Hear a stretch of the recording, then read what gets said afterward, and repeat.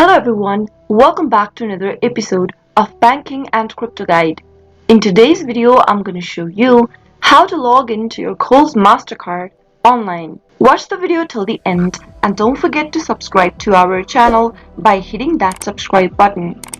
Press the notification bell so that you'll never miss another upcoming upload from us. Open up a web browser to get started. In the web address bar, type in www.secure.coles.com.au and press enter on your keyboard. You'll end up in the official login page for Coles Financial Services. In the text boxes, type in your username associated with your account and then type in the correct password on the next field. If you don't remember your username and password, click on the Forgot Your Username or Password link and follow through the instructions in order to find your credentials. If you have not yet registered for Coles Financial Service, you can click the register link and follow the registration process till the end. Finally, after filling in the details, click Login to log in and access your Coles Mastercard online.